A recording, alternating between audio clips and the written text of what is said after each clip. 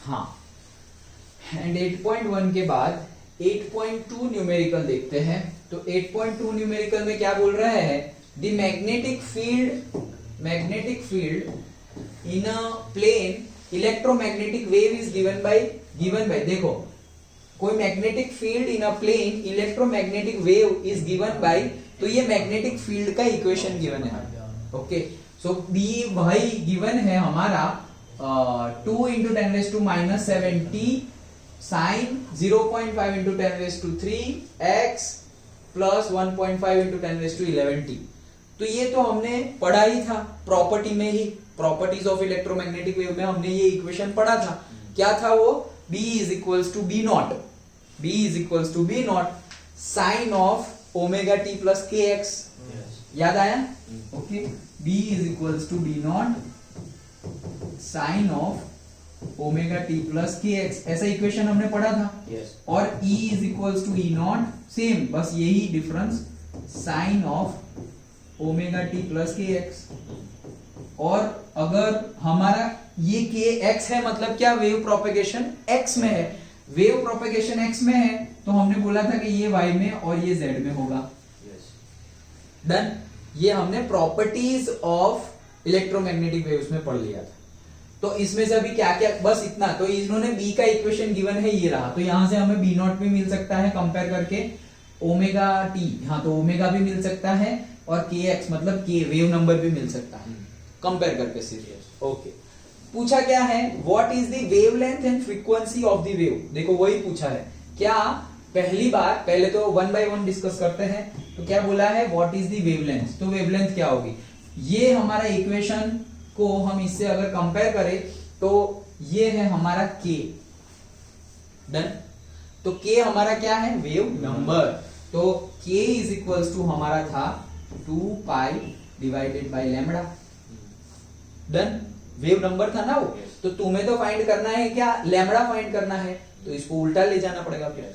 तो हो जाएगा हमारा lambda is equals to 2 pi by के।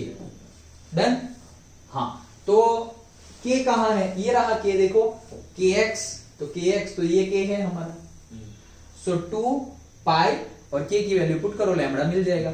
2 पाई तो पुट करोगे और के की वैल्यू भी यही पुट करोगे, तो लैम्बडा किस में मिलेगा, मीटर में मिलेगा, ऐसा यूनिट। ओके, सो वेवलेंथ हमारी मिल गई। देखो ये बहुत छोटी है, ये देखो मीटर में ही है, फिर हम उसको कन्वर्ट किया है सेंटीमीटर में, है तो मीटर में ही। ओके, तो देखो इसीलिए यहाँ पर आंसर तो किस में लिखा हुआ है, मीटर में, बट फिर जो भी आंसर आएगा बहुत ही छोटा आंसर आया, मीटर में कितना आएगा, ये मीटर में आएगा 0.0126, उतना छोटा ना लिख के हमने लिख दिया 1.26, तो सेंटीमीटर में, मीटर में आंसर छोड़ोगे तो 100% भी सही है। ओके, चलो ये तो हो गया wavelength. Next is the frequency.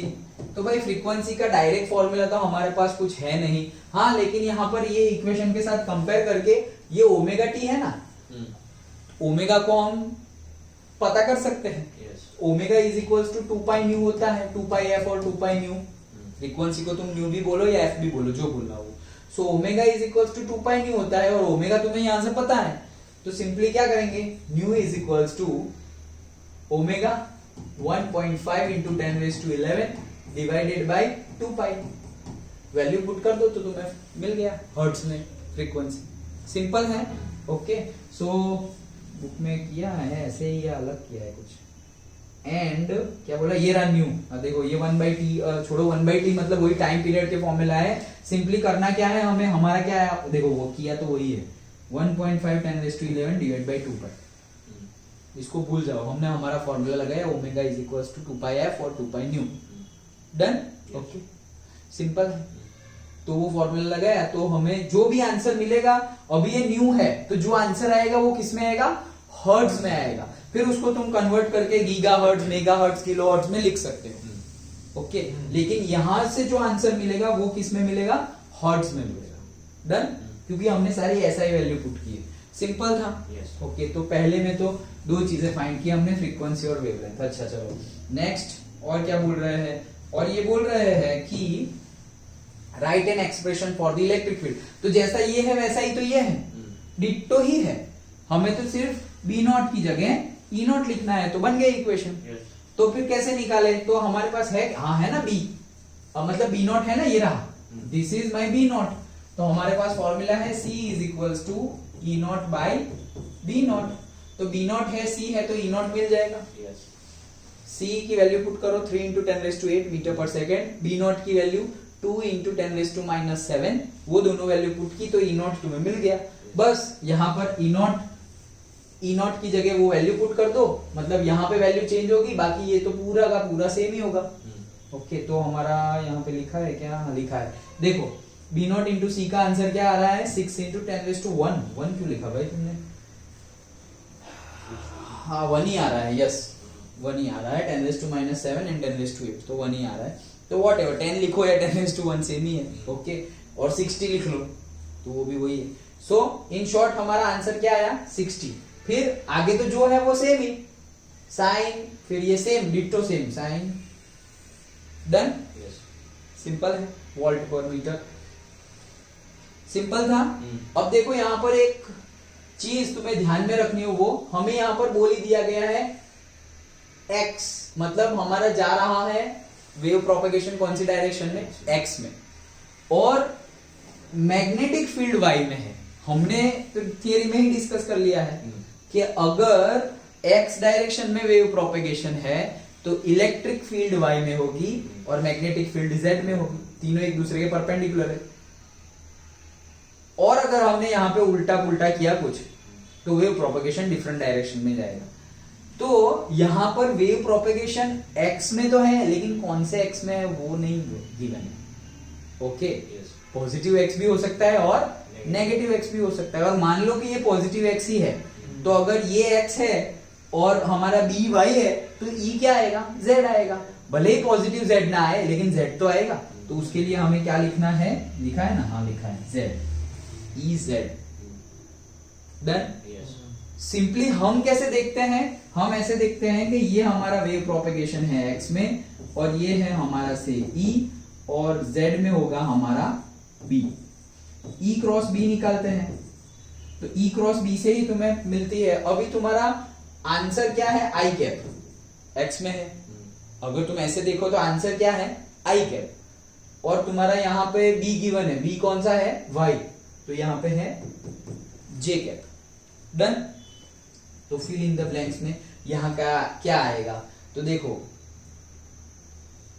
k cross j करेंगे तो माइनस आएगा, करेक्ट। k क्रॉस j करेंगे तो क्या आएगा? माइनस है। लेकिन तुम्हें अगर यहाँ पर प्लस ही चाहिए तो फिर माइनस को यहाँ लेना पड़ेगा, और माइनस को लिया तो अब तुम बोल सकते हो कि माइनस k क्रॉस j आएगा तुम्हारा आई। बट प्लस k हो या माइनस k हो, है तो z डायरेक्शन ना, तो हमें लिखना है z। अंडरस्टूड? अदरवाइज जो हमारा फंडा है उसके अकॉर्डिंगली जाओ। अगर पूछे एमसीक्यू में तुम्हें कि बी मतलब मैग्नेटिक फील्ड y में है और इलेक्ट्रिक फील्ड z में है, तो वेव प्रोपेगेशन कौन सी डायरेक्शन में होगा? तो तुम लिख लो x। लेकिन ऑप्शन में प्लस x माइनस x दोनों है, तो कौन सा लिखोगे? तो फिर तुम चेक करो। अगर तुम्हें मैग्नेटिक फील्ड y में गिवन है और इलेक्ट्रिक फील्ड z में गिवन है, तो तुम्हें लिखना क्या पड़ेगा? पहले तो इलेक्ट्रिक फील्ड, तो z क्रॉस मतलब k क्रॉस फिर मैग्नेटिक फील्ड j। तो k क्रॉस j का आंसर क्या होता है? j क्रॉस k का आंसर होता है i। j क्रॉस k का आंसर क्या होता है? i j k घूमता रहता है, तो j k का आंसर होता है i, लेकिन k j का आंसर क्या होता है? माइनस है। तो wave propagation will be in the x direction, but कौन सी x? Negative x। Okay, one word question में हो तो सिर्फ x लिख दो चले, लेकिन एमसीक्यू पूछा है और दोनों पूछा हुआ है, पॉजिटिव x भी और नेगेटिव x भी है, तो तुम्हें साइन के साथ बताना पड़ेगा। सिंपल है। तो न्यूमेरिकल में तो ज्यादा कुछ था नहीं। वेवलेंथ तो हमने वेव नंबर यहाँ पर हमें k गिवन है, तो k वेव नंबर गिवन है तो वेवलेंथ मिल जाएगी 2 पाई बाई लैम्बडा से। फिर ओमेगा गिवन है और फ्रीक्वेंसी पूछा है, तो omega is equals to 2 pi f और 2 पाई बाई t जो भी ले लो, 2 pi by t 1 by t ही फ्रीक्वेंसी होता है, टाइम पीरियड। उन्होंने वही चीज यूज की है, 1 by t time 1 upon time period is equals to frequency. Okay, तो जो भी यूज करो, 2 पाई f यूज करो, 2 पाई न्यू यूज करो, या 2 pi by t omega is equals to 2 pi by T use करो, जो भी यूज करोगे आंसर तो वही आने वाला है। तो ये दोनों हो गया। फिर एक्सप्रेशन लिखना है हमें इलेक्ट्रिक फील्ड का, तो हमें पता है कि ये दो हमारा एक्सप्रेशन है, उसमें सब कुछ सेम है, सिर्फ ये दोनों ही चेंज है। तो उनका रिलेशन तो हमें पता है, हमने प्रॉपर्टीज में पढ़ा था। C is equal to E naught by B naught, बी नॉट गिवन है, ई नॉट फाइंड कर लो, ई नॉट फाइंड कर दिया, वैल्यू पुट कर दो, डिटो लिख दो। अभी अगर x डायरेक्शन में प्रोपेगेशन है, x डायरेक्शन में प्रोपेगेशन है और z डायरेक्शन में b है, तो ऑब्वियसली e कहाँ आएगा, y डायरेक्शन। अगर ये y डायरेक्शन में गिवन है तो ये z आएगा, ये z डायरेक्शन में गिवन है तो ये y आएगा, सिंपल। तो हमें b गिवन है कौन सी डायरेक्शन में, y में, तो e आएगा z में, सिंपल है। ओके, तो ये दो न्यूमेरिकल थे। Okay, with this our chapter is completed and book 1 is also completed. Okay.